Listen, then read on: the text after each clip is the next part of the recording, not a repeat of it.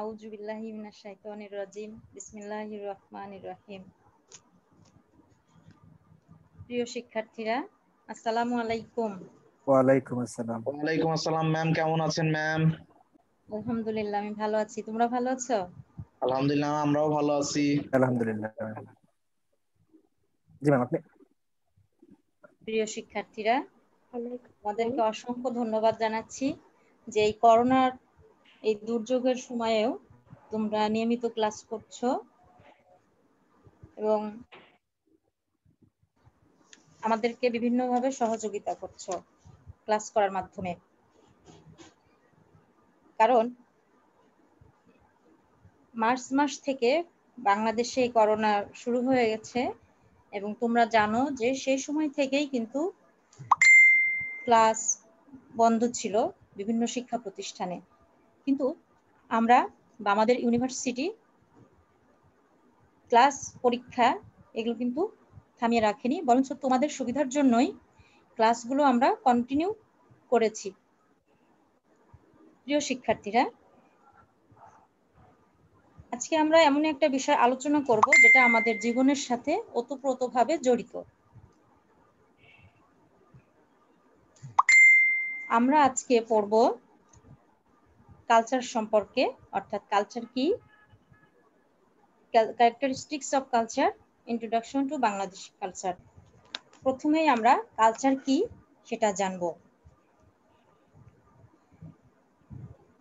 People's social identity is culture. Culture is a human quality acquired through constant reform. Culture is the elegant form of overall social behavior and activity present in any society. Culture is the sum total of transmittable result of living together. Culture is the overall form of human life. Anthropologist Taylor said, culture is that complex whole which includes knowledge, belief, arts, morals, law, custom, and any other capabilities and habits acquired by man as a member of society. আমার প্রিয় শিক্ষার্থীরা, দেখো, সংস্কৃতি হচ্ছে কি একটা মানুষের সামাজিক পরিচিতি, আর এই সংস্কৃতি হলো নিরন্তর সংস্কারের মাধ্যমে প্রাপ্ত মানব গুণ। যে কোনো সমাজে প্রচলিত সামাজিক আচরণ ও কার্যকলাপের মার্জিত রূপই হলো সংস্কৃতি। অর্থাৎ শিক্ষা দীক্ষা, বিচার বুদ্ধি, আচার অনুষ্ঠান, রীতিনীতি, প্রথা, বিশ্বাস, শিল্পকলা, অভ্যাস এ সকল উপাদানের মার্জিত বা সমাজ অনুমোদিত রূপই হলো সংস্কৃতি। অর্থাৎ দেখো, এই সংস্কৃতিটা আমাদের জীবনেরই একটা পার্ট। আমরা যা কিছু করি তার সবকিছুই এই সংস্কৃতির অন্তর্ভুক্ত। অর্থাৎ আধুনিক সমাজ ব্যবস্থায় ব্যাপক ব্যবহৃত প্রত্যয় হলো সংস্কৃতি। কেননা সংস্কৃতির ইংরেজি প্রতিশব্দ হচ্ছে কালচার, যার উৎপত্তি হয়েছে ল্যাটিন শব্দ। এই উৎপত্তিগত অর্থে আমরা বলতে পারি যে সংস্কৃতি হলো কর্ষণের মাধ্যমে প্রাপ্ত বিষয়। অর্থাৎ মানুষের শিক্ষা, বিচার বুদ্ধি, আচার প্রথা, রীতিনীতি, আদর্শ, মূল্যবোধ ইত্যাদির মার্জিত রূপই হলো সংস্কৃতি। এক কথায় মনুষ্য সৃষ্ট সবকিছু মিলেই সংস্কৃতি।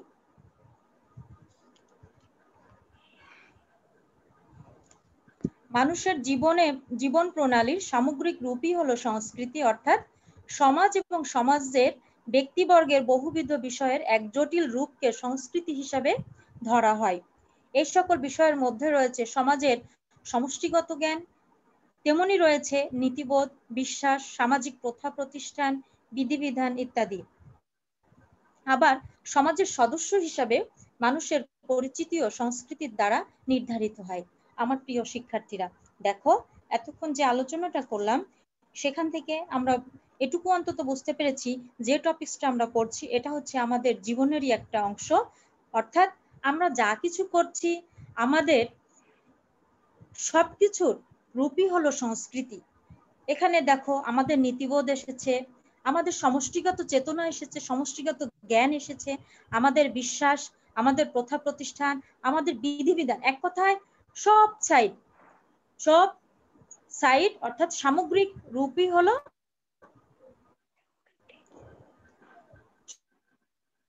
সংস্কৃতি। প্রিয় শিক্ষার্থীরা, আমি এতক্ষণ তোমাদের সামনে সংস্কৃতি নিয়ে যে আলোচনাটা করেছি, তোমরা কি এটা বুঝতে পেরেছো না আমি আবার একটু আলোচনা করব?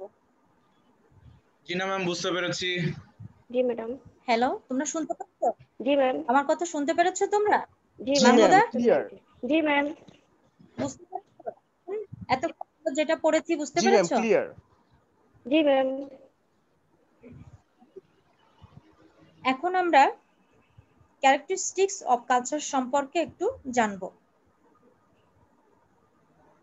সংস্কৃতির যেহেতু এটা হচ্ছে আমাদের একটা অর্জিত জ্ঞান, যা সামাজিকীকরণের মাধ্যমে সংস্কৃতিটা এটা আত্মিকরণ বা আয়ত্ত করা হয় বা সম্ভব হয়। এখন এই সংস্কৃতির কিছু বৈশিষ্ট্য আছে, এগুলো আমরা এখন জানবো। Number 1, culture is a way of life that is transmitted from generation to generation. Number 2, culture is a functioning system that provides a proper family life. Number 3, culture is a cumulative. Number 4, diffuse from place to place. Number 5, culture is selective in what it borrows and retains. Number 6, provides specialized and limited number of alternatives. Number 7, tends to be integrated around central values. Number 8, defines status and role. Number 9, culture can be complicated by subculture and cultural conflict. Number 10, norms for guidance, focus and morals, group pressures and laws. Number 11, definitions of reality. Cultural teaches value, rights and wrongs, socialization. Dear student, দেখো এতক্ষণ আমরা সংস্কৃতির যে বৈশিষ্ট্যগুলো দেখলাম, সেখানে আমরা দেখলাম যে সংস্কৃতি একটি জীবন পদ্ধতি, যা এক প্রজন্ম থেকে অন্য প্রজন্মে হস্তান্তরিত হয়। সংস্কৃতি হচ্ছে একটা কার্যকরী ব্যবস্থা যা যথার্থ একটা পারিবারিক রূপ নির্ণয়ে আমাদেরকে সহায়তা করে। এটা হচ্ছে একটা পুঞ্জীভূত ঘটনা, এটা কি করে বিভিন্ন স্থানে এটা ব্যক্তি লাভ করে, অর্থাৎ ফ্রম প্লেস টু প্লেস। আর এটা গ্রহণ এবং সংরক্ষণের ক্ষেত্রে নির্বাচনমূলক, আর এর বিশেষত্ব এবং একাধিক বিকল্প বিদ্যমানও ব্যবস্থাও মূলত রয়েছে। এবং এটা কি করে, এটা হচ্ছে আমাদের মূল্যবোধকে জাগ্রত করে, এটা আমাদের যে সামাজিক মর্যাদা, আমাদের যে ভূমিকা আছে, এই ভূমিকা সম্পর্কে অন্যের সামনে উপস্থাপন করতে বা তুলে ধরতে সাহায্য করে। এটা কালচারাল উপসংস্কৃতি এবং সাংস্কৃতিক যে দ্বন্দ্বটা আছে, সেই দ্বন্দ্বের দ্বারা এটা কিন্তু আবার জটিল রূপও ধারণ করে। অর্থাৎ সংস্কৃতি আমাদের যেমন পরিচয় করিয়ে দিচ্ছে, আবার অন্যদিকে কিন্তু এটা একটা জটিল রূপও ধারণ করছে। এটা আমাদেরকে নীতি নির্ধারণ, আমাদের যে পালনীয় যে লোকরীতি আছে, যেমন এবং গোষ্ঠীগত যে চাপ আছে, যে আইন কানুনগুলো আছে, এগুলোর দিক নির্দেশনা হিসেবেও মূলত এই সংস্কৃতি কাজ করে থাকে। আমার শিক্ষার্থীরা, তোমরা বিষয় বুঝতে পারছো কি? জি ম্যাম। করতে হবে সংস্কৃতি বলতে তোমরা কি বোঝো, যেহেতু এই সাবজেক্টটা কিন্তু আমরা আগেও একটু পড়েছি। হ্যাঁ, এজন্য তোমরা একটু তোমাদের মতামতটা দাও। ম্যাম, সংস্কৃতি আসলে হচ্ছে ঐতিহাসিকভাবে সৃষ্ট কিছু হচ্ছে লোকের প্রতীকী ব্যবস্থা। মানে এটা হচ্ছে জ্ঞান, বিজ্ঞান, তারপরে হচ্ছে আপনার বিশ্বাস, ভাবনা, এগুলোর হচ্ছে লোকের সম্মিলনী। হচ্ছে আমরা যা মূলত করি, আপনি যেটা প্রথমেই বললেন, আমরা যা মূলত করি, আমাদের যে প্রাত্যহিক যে হচ্ছে হলো আচার আচরণ বলেন, খাদ্যাভ্যাস, বা আমরা যে রীতিনীতিগুলো মেনে চলি, বা ধর্মের দৃষ্টিতে বলে থাকে যে ধরনের আচার আচরণগুলো পালন করে থাকি, সেগুলো সবই হচ্ছে সংস্কৃতির অংশ। এখন এই সংস্কৃতিটা আসলে আমাদের মধ্যে কবে আর কি সর্বপ্রথম আসছে সেটা হচ্ছে হলো গিয়ে স্পেসিফিক ভাবে বলা যাবে না। এটা বলা যাইতে পারে যে আপনার যখন হচ্ছে আমাদের মানবতার বিকাশ যখন শুরু হয়েছে, যখন মানুষ প্রথম আগুন জ্বালাতে সক্ষম হয়েছে, তখন থেকেই বলা যেতে পারে যে হচ্ছে আমাদের মোটামুটি এই সংস্কৃতির আর কি শুরুটা তখন থেকেই হয়ে গেছে। তখনও মানুষ হচ্ছে হলো গিয়ে কোনো কিছু বোঝার জন্য বা হচ্ছে কোনো কিছু পরবর্তী মানুষদের জন্য রেখে যাওয়ার জন্য, যারা হচ্ছে বর্তমান জীবিত আছে এরকম মানুষরা রেখে যাওয়ার জন্য গুহার ভিতরে কিন্তু অঙ্কন করতো, যে কোনো ধরনের কয়লা বা হচ্ছে হলো গিয়ে আপনার বলেন হচ্ছে মাটি, যেগুলো দিয়ে আর কি অঙ্কন করে রাখতো, এরকম নিদর্শন আমরা পাইছি। এটা হচ্ছে পাইছি কি জন্য? ওরা তখন হচ্ছে হলো সংস্কৃতি জিনিসটা হয়তো বা ওভাবে বুঝতো না, কিন্তু হচ্ছে তারা আমাদের জন্য, ভবিষ্যৎ প্রজন্মের জন্য বোঝার জন্য তারা কোন জিনিসটা থেকে হচ্ছে হলো গিয়ে ভয় পাচ্ছে বা কোন জিনিসটা তাদেরকে হচ্ছে হেল্প করতেছে, সেই সবকিছুই হচ্ছে হলো তারা তাদের পরবর্তী জেনারেশনের জন্য রেখে গেছে। এরকম আমরা বলতে পারি যে এরকম সব জিনিসই আমাদের সংস্কৃতির মূল অংশ আর কি। এটা হ্যাঁ, thank you so much. Durjoy? Yes ma'am. হ্যাঁ, দুর্জয় কি আছো, শুনতে পাচ্ছো? জি ma'am, I am hearing ma'am, হ্যাঁ, আমি শুনতে বলো পাচ্ছি। সংস্কৃতি সম্পর্কে একটু বলো। সংস্কৃতি, আমি ছোটবেলা থেকে কিছু রীতি রেওয়াজ আমাদের পরিবার বা আমার সমাজের মধ্যে দেখে এসেছি।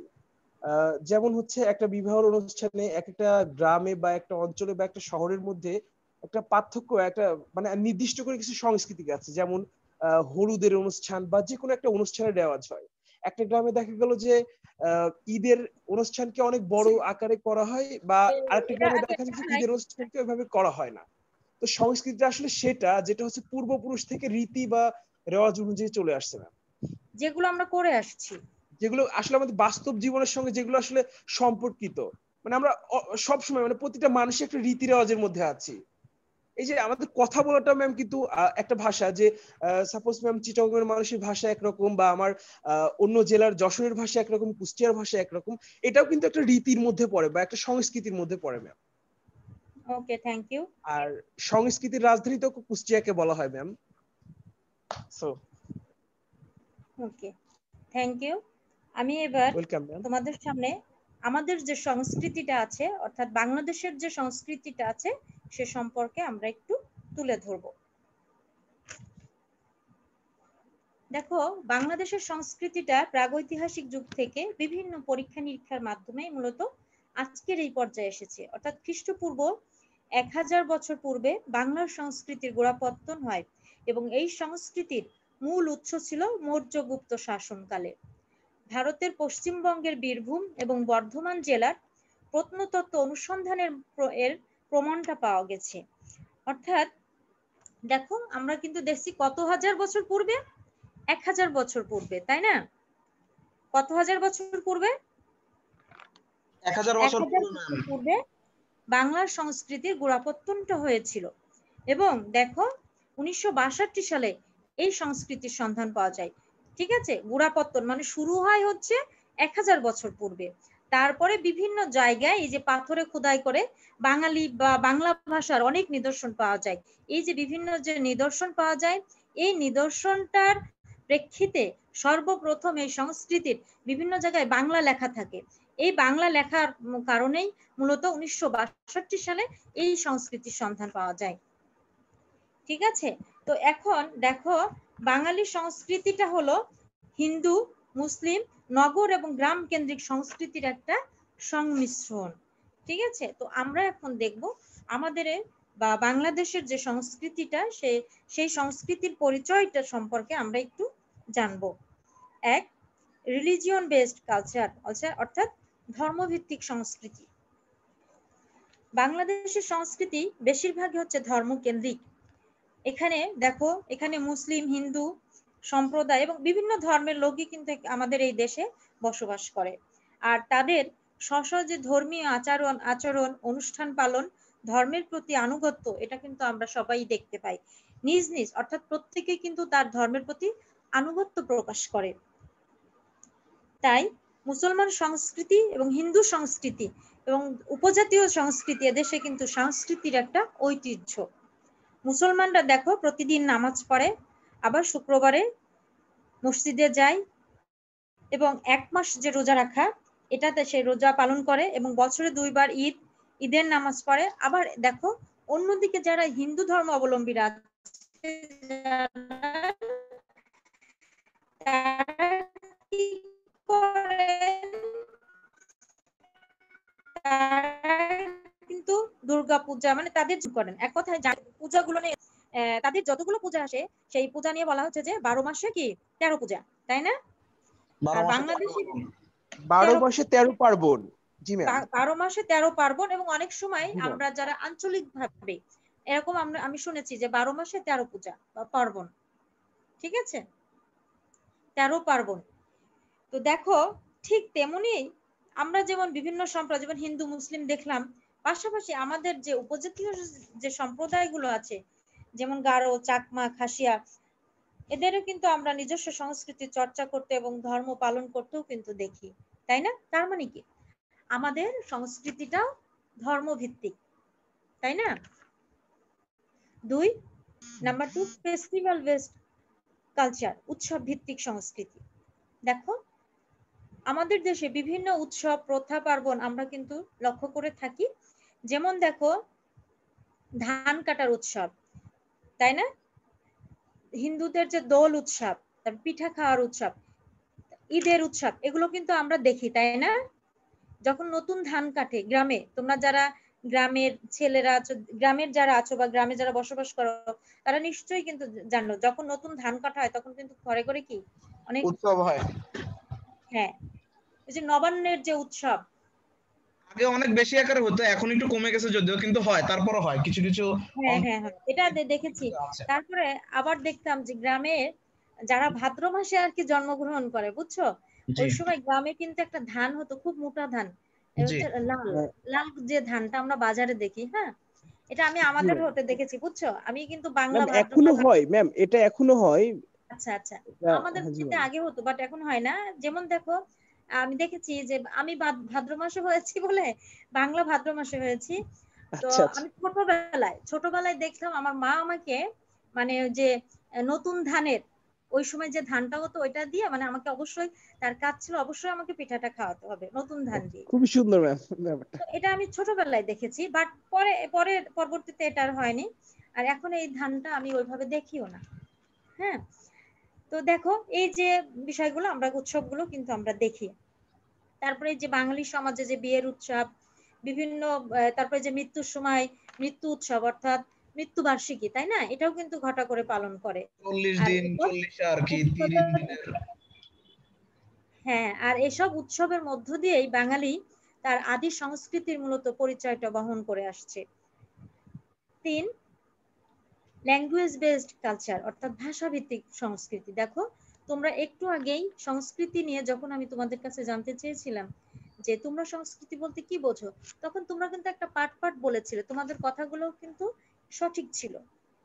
এখন আমরা আলোচনার মাধ্যমে কিন্তু তোমাদের সেই কথাগুলো দেখতে পাচ্ছি। অর্থাৎ ভাষা হলো প্রকাশের মাধ্যম। বাঙালি সংস্কৃতিতে ভাষা ভিন্ন ভিন্ন প্রকৃতিতে উচ্চারিত হয়, আর এক এক অঞ্চলের কথা তাদের প্রকাশ ভঙ্গি শ্রুতি কিন্তু এক এক রকম হয়ে থাকে, তাই না? যেমন দেখো আমাদের বাংলাদেশের যেমন সিলেট অঞ্চলের ভাষা, চিটাগাংয়ের ভাষা, তারপর নোয়াখালীর ভাষা, আবার এদিকে যারা আমরা দক্ষিণ অঞ্চলের দিকে যারা আছি যশোর, কুষ্টিয়া, হ্যাঁ, আবার এদিকে হচ্ছে উত্তর অঞ্চলের ভাষা, এই ভাষাগুলো কি এক বলো? একরকম না, সবার কিন্তু প্রকাশ ভঙ্গিমাটা একরকম না। হ্যাঁ, আর এই বাঙালির ভাষা গৌরবের ভাষা, আর এই ভাষাকেই কেন্দ্র করেই মূলত আমাদের সাংস্কৃতিক ঐতিহ্য রয়েছে। কেননা তোমরা অবশ্যই জানো যে মাতৃভাষা বাংলার দাবিতে 1952 সালের 21শে ফেব্রুয়ারি আমাদের দেশের যুবকরাই কিন্তু রক্ত দিয়েছিল, তাই না? জি আর এই ম্যাম। কারণে জাতিসংঘ 1999 সালে আন্তর্জাতিক মাতৃভাষা হিসেবে ঘোষণা দিয়েছে। আর এই 21শে ফেব্রুয়ারিকে কেন্দ্র করেই দেখো বইমেলা হয়, তোমরা জানো তো এটা, তাই না? বইমেলা, তারপর প্রবন্ধ লেখা, কবিতা উৎসব এগুলো হয়। আর এগুলোর মাধ্যমে মূলত আমাদের এই বাঙালি জাতিকে নতুন ভাবে জীবনী শক্তি দান করে। নাম্বার 4 পুঁথিপাঠ ও পঠন। দেখো পুঁথিপাঠ এবং পঠন এটা যখনই আমরা পড়ি বা শুনি তখনই কিন্তু আমার মনে হয় যে কি এটা গ্রামের, তাই না, গ্রাম অঞ্চলের। আর এটা কিন্তু আমাদের ঐতিহ্যেরই একটা অংশ।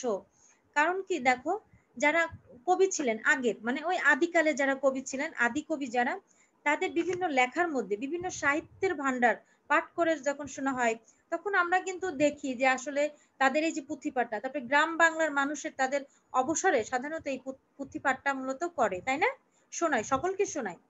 আর এর মাধ্যমে কি হয়, তাদের ধর্মীয় চর্চা, সাহিত্য চর্চা দুটোই একসাথে হয়ে যায়। আর পুঁথিপাঠের ক্ষেত্রে সাধারণত বিভিন্ন যে কেচ্ছা, অনেক এলাকায় কিন্তু কেচ্ছা বলে, আমাদের অঞ্চলে আবার গল্প বললে আমরা বুঝি, ঠিক আছে।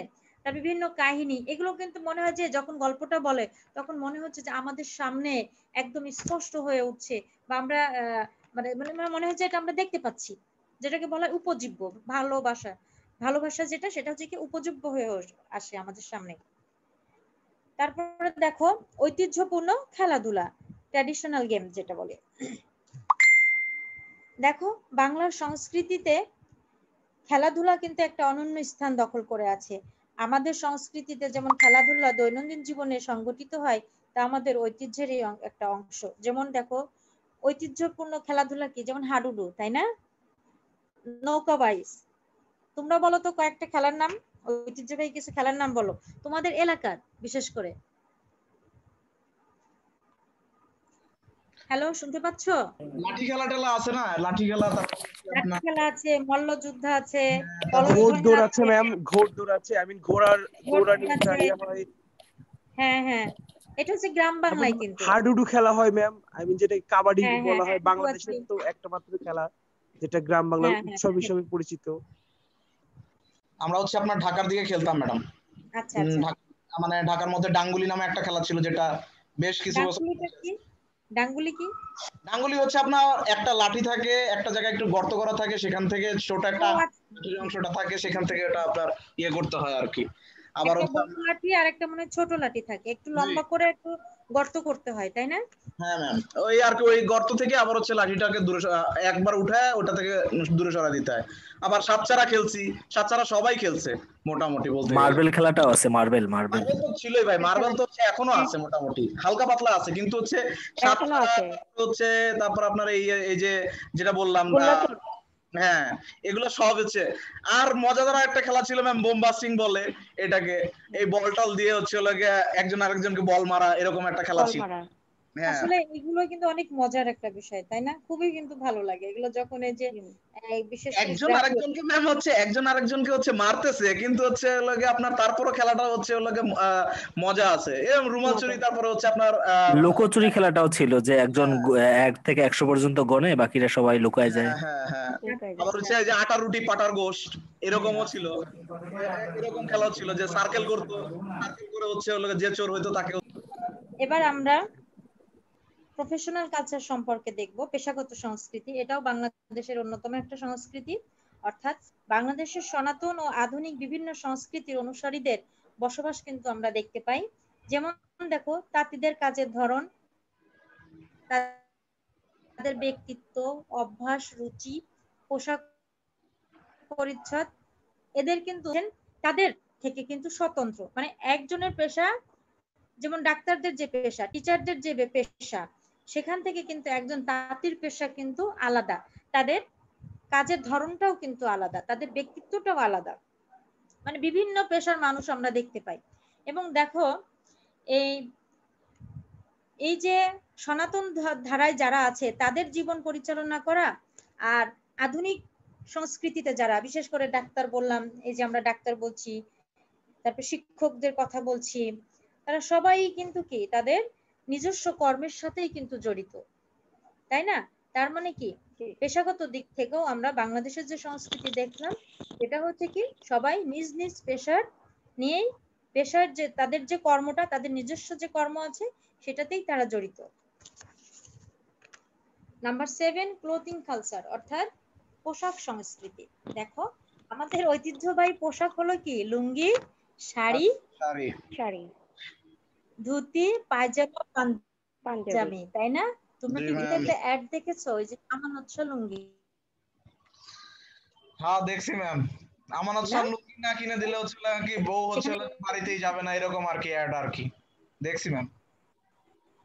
তো দেখো আবার আধুনিক কালেও কিন্তু কি শার্ট প্যান্ট সালোয়ার কামিজ এগুলোও কিন্তু যুক্ত হয়েছে, অর্থাৎ আমাদের সংস্কৃতিতেও কিন্তু এটা পরিবর্তিত হচ্ছে, বিশেষ করে পোশাকের ক্ষেত্রে। হ্যাঁ, আমাদের আদি পোশাক সংস্কৃতির জায়গায় কি হচ্ছে ভিনদেশীয় যে সংস্কৃতি সেটা কিন্তু স্থান করে নিচ্ছে। আর এটা বিশেষ করে শহর এলাকায় এই প্রবণতা বেশিরভাগ লক্ষ্য করা যায়। দেখো এখন কি হচ্ছে ড্রেসের ক্ষেত্রে একটা বিষয় তোমরা এটা বুঝতে পারবা, আমার খুব কষ্ট লাগে, ছেলেরা মেয়েদের পোশাক পরছে আর মেয়েরা কি করছে ছেলেদের পোশাক পরছে। দেখো যেখানে আমাদের ইসলাম ধর্মে আমার মনে হয় তোমরা সবাই জানো এবং একমত হবা যারা এ বিষয়ে জানো, যেখানে বলা হচ্ছে যে মেয়েদের কি হিজাব এই যে করতে হবে। পায়ের পর্যন্ত ঢাকা থাকবে আর ছেলেদের হাঁটুর নিচে পর্যন্ত থাকবে, তাই না? জি ম্যাম। তার মানে কি জি ম্যাম। কিন্তু এখন কি করতেছে মেয়েরা ইচ্ছাকৃত ভাবে কি করতেছে হাঁটুর একটু নিচে পর্যন্ত ওই যে সালোয়ার গুলো, আর ছেলেরা কি করতেছে প্যান্ট গুলো এমন ভাবে পরতেছে পায়ের নিচে গিয়ে একদম হাঁটতে হাঁটতে একটা প্যান্ট কতদিন যে ইউজ করছে নিচে সুতা টুতা সব কেটে কুটে একাকার এবং ময়লা এবং ময়লা জি ম্যাম। এমন অবস্থা মনে হয় যে মানে পাশ দিয়েও তোমার যেতে ইচ্ছা করবে না। তো দেখো মানে কি এখন সংস্কৃতিটা পোশাক সংস্কৃতির যেটা সেটা হচ্ছে কি চেঞ্জ হয়ে গেছে, তাই না? বস্তুগত কিন্তু সংস্কৃতি ম্যাম এই কারণে একটু দ্রুত চেঞ্জ হয়েছে আর কি, এই চেঞ্জটা বোঝা যায়। হ্যাঁ হ্যাঁ, কিন্তু আমরা সবাই কিন্তু এটা জানি যে মেয়েরা ছেলেদের ড্রেস পরা আর ছেলেরা মেয়েদের ড্রেস পরা কি হারাম, আরাম। তাই না? অর্থাৎ কবিরা গুনাহ, হারাম। যে গুনাহ আল্লাহ কি কবিরা জি গুনাহ ম্যাম। মানে হচ্ছে বড় গুনাহ, যে গুনাহটা আল্লাহ কিন্তু মাফ করবেন না। তারপরে মাফ দেখো করবেন না। বিনোদন সংস্কৃতি, আমাদের দেশে সাধারণ মানুষের বিনোদন হলো খেলাধুলা, এই খেলাধুলার মধ্যে কিন্তু বিভিন্ন ধরনের খেলাধুলা আছে যা, তাই না? তারপর গল্প জি ম্যাম। বলা, তারপরে যে পুঁথিপাঠ বা বই পড়া এই ধরনের আর কি। এখন আবার দেখা যায় কি যে বিভিন্ন পার্কে গিয়ে একটু সময় কাটানো, হ্যাঁ, এগুলো এগুলো আমাদের সংস্কৃতির মধ্যে পড়ে, বিনোদন সংস্কৃতি। অ্যান্ড লাস্ট ফক কালচার, লোক সংস্কৃতি। মিতপ্রায়। এই এই এই সংস্কৃতির সাথে মূলত আমাদের আদি সত্তার একটা পরিচয় বহন করে, অর্থাৎ গ্রাম বাংলার মানুষের সংস্কৃতিটা হলোই মূলত এই লোক সংস্কৃতি। অর্থাৎ এই লোক সংস্কৃতির উপর ভিত্তি করে কিন্তু মানুষের কাজকর্ম বিনোদন এমনকি তার ধর্মীয় আচরণও কিন্তু গড়ে ওঠে। অর্থাৎ আমাদের প্রতিদিনের প্রথা প্রতিষ্ঠান রীতিনীতি মূল্যবোধ দ্বারাই প্রতিষ্ঠিত এবং চালিত হয় অর্থাৎ এই সংস্কৃতিটা। প্রিয় শিক্ষার্থীরা দেখো এতক্ষণ আমরা আমাদের বাংলাদেশের যে সংস্কৃতিটা সেটা আমি তোমাদের সামনে তুলে ধরেছি। অর্থাৎ আমরা এই আলোচনা থেকে দেখতে পেলাম যে বা জানতে পারলাম আমাদের সংস্কৃতিটা অর্থাৎ বাংলার যে সংস্কৃতি সেটা হচ্ছে কি বহুমাত্রিক সংস্কৃতি, আমাদের আদি সংস্কৃতি আমাদের জীবনের অংশ। আর এই আদি সংস্কৃতির উপর ভিত্তি করে আধুনিক শহরের সংস্কৃতি গড়ে উঠেছে। তারপর আমরা শিকড়ের খোঁজে আগ্রহী হই, পুরাতনকে কিন্তু আমরা আঁকড়ে থাকতে চাই ঐতিহ্যের সংরক্ষণের আশায়, তাই না? তবে নতুন জি ম্যাম। প্রজন্ম বিদেশি সংস্কৃতিতে আকৃষ্ট হয়, আমাদের আদি সংস্কৃতির ক্রমান্বয়ে কিন্তু বিরক্তি বিলুপ্তি পাচ্ছে। লক্ষ্য করা যাচ্ছে। তো আমার একটা অনুরোধ থাকবে, যেটা আমাদের জন্য সঠিক, যেটা আমাদের জন্য ভালো এবং যেটা অন্যের কোনো অসুবিধা সৃষ্টি না করবে আমরা সেই সংস্কৃতিটাই লালন করব, সেটাকেই ধারণ করব এবং আমরা কি করব পাশাপাশি আমাদের যে সংস্কৃতিটা আছে এই সংস্কৃতিটা কিন্তু তখনই সুন্দরভাবে উপস্থাপিত হবে বাইরের কান্ট্রিতেও, তাই না? আমরা যদি পশ্চিমা কান্ট্রির যে সংস্কৃতিটা আছে সেটা যদি আমরা পালন করি বা লালন করি তাহলে আমাদের যে আদি সংস্কৃতিটা আছে এই ঐতিহ্যটা কিন্তু আমরা ধরে রাখতে পারবো না, আমরা একসময় এগুলোকে হারিয়ে ফেলবো। তো আমার প্রিয় শিক্ষার্থীরা তোমরা অবশ্যই আমাদের যে সংস্কৃতিটা আছে সেটা আমরা লালন করব। তো এতক্ষণ আমরা যে আলোচনাটা করলাম আমাদের বাংলাদেশের যে সংস্কৃতি নিয়ে তোমাদের কি কোনো সমস্যা হয়েছে বুঝতে বা তোমরা বুঝতে পেরেছো কিনা? জি ম্যাম। জি ম্যাম। বুঝতে পেরেছি। সবাই বুঝতে পেরেছো? জি জি ma'am. Ma'am. Okay, thank you.